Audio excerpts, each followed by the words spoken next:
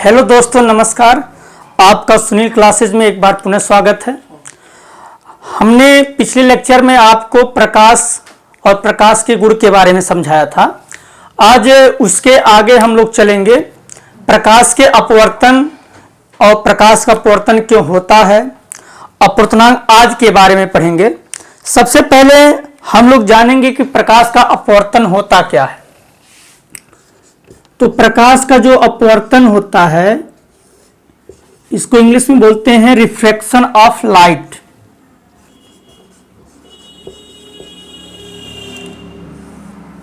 तो जब प्रकाश एक माध्यम से दूसरे माध्यम में प्रवेश करता है तो वह अपने मार्ग से विचलित हो जाता है, अर्थात उसकी जो चाल होती है वो बदल जाती है। जब प्रकाश एक समांग पारदर्शी माध्यम से दूसरे समांग पारदर्शी माध्यम में प्रवेश करता है तो वह अपने मार्ग से विचलित हो जाता है, अर्थात उसकी चाल व दिशा बदल जाती है। इसी घटना को प्रकाश का अपवर्तन, रिफ्रैक्शन ऑफ लाइट कहते हैं। आपसे अगर पूछा जाए तो प्रकाश का अपवर्तन क्यों होता है, तो आप कहेंगे कि प्रकाश की जो चाल होती है वो अलग अलग माध्यमों में अलग अलग होती है। यही कारण है कि प्रकाश का अपवर्तन होता है। प्रकाश के अपवर्तन का कारण, प्रकाश की चाल भिन्न भिन्न माध्यमों में भिन्न भिन्न होना ही प्रकाश के अपवर्तन का कारण। हमने आपको बताया था पिछले लेक्चर में, जो प्रकाश की चाल होती है वो सबसे ज्यादा निर्वात में होती है, जो 3×10⁸ मीटर प्रति सेकंड होती है। और भिन्न भिन्न माध्यमों में जो प्रकाश की चाल होती है वो भिन्न भिन्न होती है।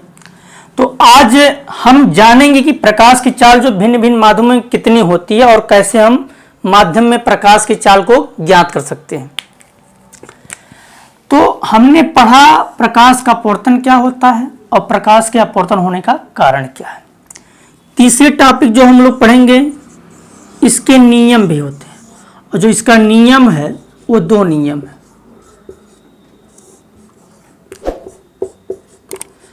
पहला जो नियम है, आपतित किरण, मतलब जो किरण पड़ती है। आपतित किरण एवं अपवर्तित किरण, अपवर्तित मतलब जो किरण अपने मार्ग से विचलित होती हैं।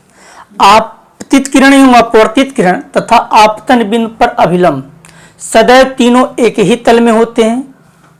दूसरा जो है, आपतन कोण की ज्या तथा अपवर्तन कोण की ज्या का अनुपात एक नियत होता है, अर्थात n बराबर साइन आई बटे में साइन आर।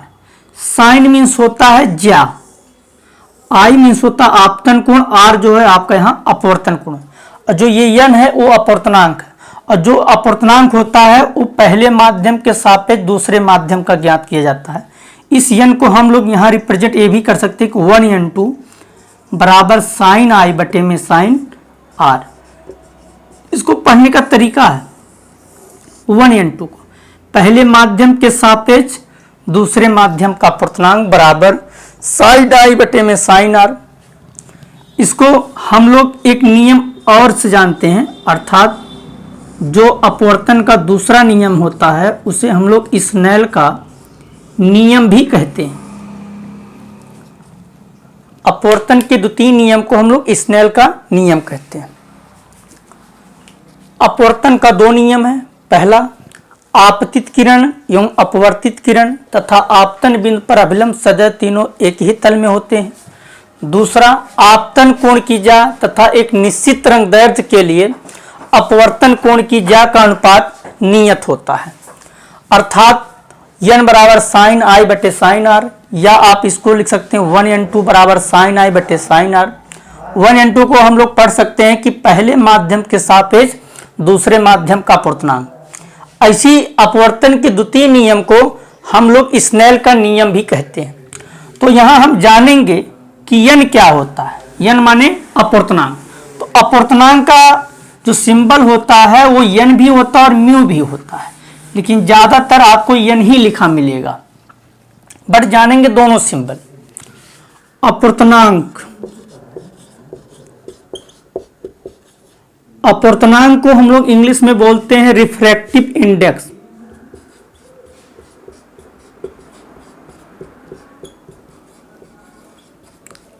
अपूर्णांक क्या होता है? अपूर्णांक दो माध्यमों का तुलना कराता है और माध्यम हमारे दो होते हैं।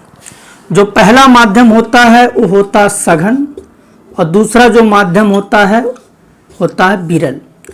जो सघन माध्यम होते हैं उनके कण पास पास होते हैं, जो विरल माध्यम होते हैं उनके कण दूर दूर होते हैं।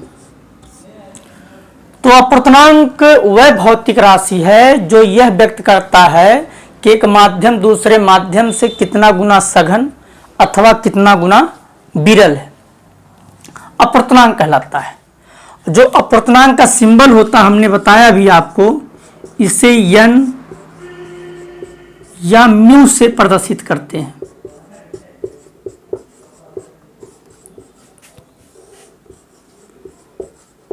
किसी भी माध्यम का अपूर्णांक हम विरल माध्यम के सापेक्ष ज्ञात करते हैं और अपूर्णांक के कुछ मान होते हैं जो हमको ज्ञात होता है।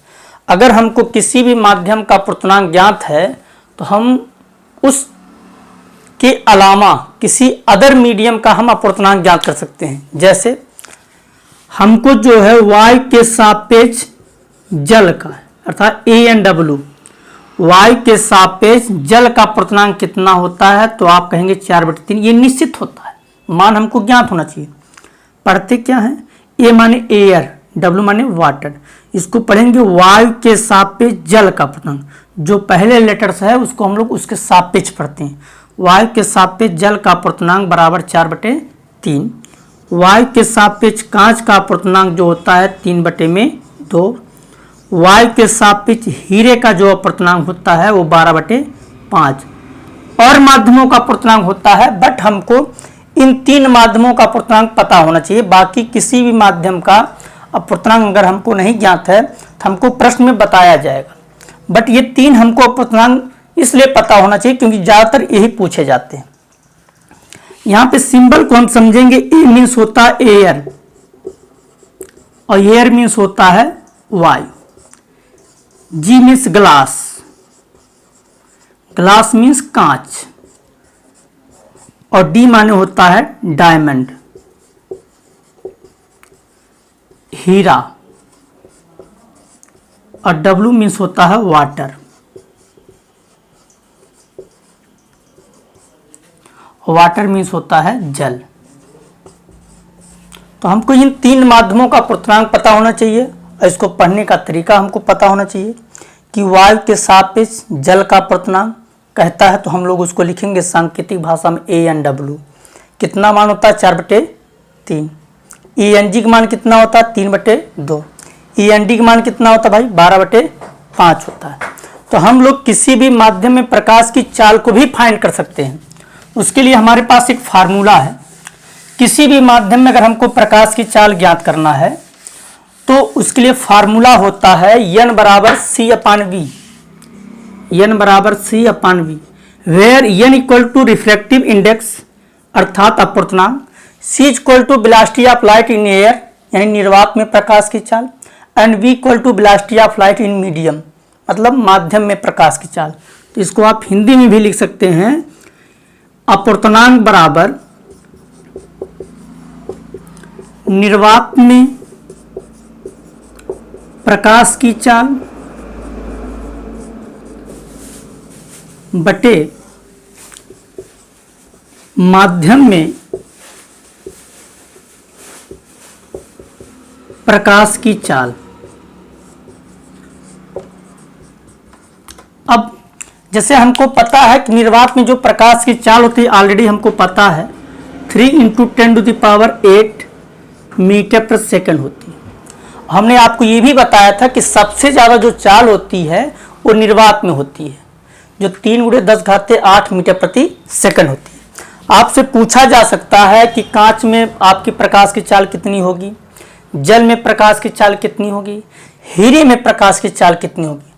तो आपको अगर अपूर्णांक पता है तो किसी भी माध्यम में आप प्रकाश की चाल को बाकायदा ज्ञात कर सकते हैं। जैसे मैं आपको दिखा दे रहा हूं, ऐसे आप किसी भी माध्यम में प्रकाश की चाल को आप फाइंड आउट कर सकते हैं। जैसे हमसे अगर कहा जाए कि कांच में बताइए आप, तो कांच का मतलब ANG की वैल्यू हमको ऑलरेडी पता होगी 3/2। अगर हमसे जल में पूछा जाए तो हमको इसके लिए पता ANW बराबर 4/3। अगर हमसे हीरे में पूछा जाए तो हमको ये वैल्यू पता है AND बराबर 12/5। तो जो AND है यही n है। अगर हमसे कांच में कहा जाए तो हम फार्मूला लगाएं भाई, n बराबर C/V। n की वैल्यू 3/2 दी गई है। C की वैल्यू ऑलरेडी आपको पता है 3 × 10⁸। हमको वेलोसिटी v की वैल्यू ज्ञात करना। हल करेंगे 3v = 6 × 10⁸, v = 2 × 10⁸ मीटर/सेकंड। कहने का मतलब है कि कांच में प्रकाश की चाल 2 × 10⁸ मीटर/सेकंड होती है। और हमने ये आपको बताया कि सबसे ज़्यादा निर्वात में होती है, बाकी सभी में कम आएगी। आप किसी भी में निकालेंगे सब में 3 × 10⁸ से कम आएगी। जल में भी निकाल लीजिए इसी प्रकार, n बराबर C/V। तो n की जगह आप 4/3 बराबर 3 × 10⁸ बटे में v, 4v बराबर 3 × 3 = 9 × 10⁸। हल करेंगे 9 × 10⁸ बटे में 4, 4 दूनी 8, 1 9, 4 दूनी 8, 4 पंचे 20, 2.25 × 10⁸ मीटर/सेकंड। ये आपकी जल में प्रकाश की चाल होती है। हीरे में n = C/V। सबके लिए फार्मूला एक ही, 12/5 बराबर 3 × 10⁸ v, 3 × 3, 3 × 12, 4v = 5 × 10⁸, v = 1.25, 5/4 करेंगे, कैंसिल आउट करेंगे 1.25 आ जाएगा, इंटू 10⁸ मीटर/सेकंड। तो आपने दोस्तों ये देखा होगा कि जो प्रकाश की चाल है वो कांच में इतनी होती है 2 × 10⁸, जल में 2.25 × 10⁸ होती है, हीरे में 1.25 × 10⁸ होती है। आपसे पहला जो प्रश्न बनेगा वो पूछेगा कि कांच, जल और हीरे में या किसी भी माध्यम में एक का पूछेगा चाल कितनी होती है। तो आप किसी भी माध्यम में चाल ऐसे ज्ञात कर सकते हैं। दूसरा प्रश्न क्या पूछा जाएगा कि कांच, जल और हीरे का अपूर्णांक आपसे दे दिया जाएगा। कांच, जल और हीरे का अपूर्णांक दे दिया जाएगा। कहा जाएगा कि इस कांच, जल और हीरे में सबसे ज़्यादा चाल किसकी होती है। तो आपके पास दो ऑप्शन है, या तो आप ऐसे हल करके देख लें, सबकी अलग अलग चाल निकाल लें। तो सबसे ज़्यादा जो है जल में है, उसके बाद कांच में है और सबसे कम हीरे में। इन तीनों की तुलना करने पर दूसरा तरीका क्या है कि अगर आपको ये चीज़ें पता है, n = C/V फार्मूला हमको पता ही है, तो यहाँ पर आप देख रहे होंगे कि ये जो n है वो v के व्युत्क्रमानुपाती है। कहने का मतलब क्या है, चाल उसकी कम होगी जिसका अपूर्णांक सबसे ज़्यादा होगा। चाल उसकी कम होगी जिसका अपूर्णांक सबसे ज़्यादा होगा। यानी कि v का मान कम तो n का मान ज़्यादा, और n का मान कम तो v का मान ज़्यादा। तो ये एक दूसरे के व्युत्क्रमानुपाती हैं। तो देखिए कांच का जो है अपूर्णांक 3/2 है, तो यानी इसको 3/2 कैंसिल आउट करेंगे तो 1.5 आ जाएगा, 1.5 है। और जल को आप कैंसिल आउट करेंगे तो ये 1.33 आ जाएगा। इन दोनों का आप कंपेरिजन कराइए, तो इसका जो n है वो ज़्यादा है और जो इसका n है अपूर्णांक वो कम है। अगर इसका अपूर्णांक यहाँ पर ज़्यादा है तो चाल इसकी क्या आएगी, कम आएगी। अगर अपूर्णांक इसका ज़्यादा तो चाल क्या आएगी, कम, क्योंकि व्युत्क्रमानुपाती है। और जल के लिए देखिए अपूर्णांक कम है तो चाल ज़्यादा। यहाँ से देखेंगे जिसका अपूर्णांक ज़्यादा उसकी चाल कम, तो अपूर्णांक इसका ज़्यादा था भाई, इसकी चाल कम आई। इसका अपूर्णांक कम था, इसकी चाल ज़्यादा। तो यहाँ से आप ये भी निकाल सकते हैं। दूसरे टाइप्स का जो क्वेश्चन बनता है, कभी कभी क्या होता है कि इस प्रकार के ना दे करके हमसे ANG और ANW का मान दे दिया जाएगा, यानी वायु के सापेक्ष कांच का पूर्णांक दे दिया जाएगा और वायु के सापेक्ष जल का पूर्णांक दे दिया जाए। किन्हीं दो माध्यमों का पूर्णांक दे दिया जाए तो तीसरे का पूछेगा, बट उसमें एयर नहीं रहेंगे। जैसे अगर मैं कहूं कि यदि वायु के सापेक्ष जल का पूर्णांक 4/3 हो, यानी जो ANW है इसको लिखा जाएगा वायु के सापेक्ष जल का पूर्णांक 4/3 है, और वायु के सापेक्ष कांच का पूर्णांक 3/2 हो, तो जल के सापेक्ष कांच का अपूर्णांक ज्ञात कीजिए। तो हमको ये समझना है कि जिसके सापेक्ष कहे भाई उसको पहले, हम बोल रहे हैं जल के सापेक्ष कांच का अपूर्णांक ज्ञात कीजिए। तो जल के सापेक्ष का जल को पहले आप लिखिए संकेत में WNG। अब हमको WNG की वैल्यू पता तो है नहीं, तो WNG की वैल्यू पता करने के लिए हम फार्मूला बनाएं। फार्मूला बनाने का तरीका समझें। जब एयर ना हो तो आप क्या करिए, पहले वर्ड को क्लोज करिए। यहाँ W की जगह आप लिख दीजिए एयर, तो ये हो गया ANG अपान। इधर से फिर क्लोज करिए G को, तो इसकी जगह A लिखेंगे तो ANW, जो हम पढ़ें वही लिखें, और इधर से लिखें तो ANW लिख दिया। ANG की वैल्यू हमको पता भाई 3/2 और ANW की वैल्यू है 4/3। सॉल्व करेंगे तो 9/8 आ जाएगा। दूसरा तरीका, वैल्यू आपको यही दी जाएगी, लेकिन बोला जाएगा कि कांच के सापेक्ष जल का पूर्णांक कितना होगा। तो आप इसको निकालेंगे तो ये क्लोज करेंगे तो होगा ANW अपान में ANG। ANW का मान 4/3, ANG का मान 3/2, ये हो जाएगा 8/9। देखिए दोनों में डिफरेंट है। यहाँ पर बोला गया था कि जल के सापेक्ष कांच का पूर्णांक, तब 9/8। अगर इसी को अपोजिट पढ़ दिया जाए कि कांच के सापेक्ष जल का पूर्णांक, तो आप कहेंगे 8/9। ये इसको एक और तरीके से हम लिख सकते हैं। अगर हमको प्रकाश किरणों की उत्क्रमणिता को पता हो, प्रकाश किरणों की उत्क्रमणिता क्या है, अगर पहले माध्यम के सापेक्ष दूसरे माध्यम का पूर्णांक अगर हमको पता है, तो इसको हम लोग ये लिख सकते हैं कि दूसरे माध्यम का पूर्णांक पहले माध्यम के सापेक्ष, दूसरे माध्यम के सापेक्ष पहले माध्यम का पूर्णांक। तो यहाँ पर देखिए, अगर हम 1 को A मान लें, 2 को W मान लें, तो ये आपका होगा 1/WN। दूसरी चीज़ है, अगर हम 1 को W माने और 2 को G माने, तो हमारा होगा क्या, 2 आपका G हो जाएगा और ये आपका W हो गया। तो यहाँ पे देखिए हमको WNG की वैल्यू पता करना है। WNG की वैल्यू पता करना है, तो WNG की वैल्यू हमने पता कर लिया, 9/8 आ गया। लेकिन हमको GNW की वैल्यू अगर निकालना, ये तरीका अगर हम ना लगाएं तो सीधा यहाँ पर WNG की वैल्यू पता है अगर हमको, तो 9/8 लिख दें बराबर 1 में GNW लिख दें। हल करेंगे तो GNW की जो वैल्यू आ जाएगी वो 8/9। यहाँ से डायरेक्ट भी आप निकाल सकते हैं वैल्यू को, ठीक है।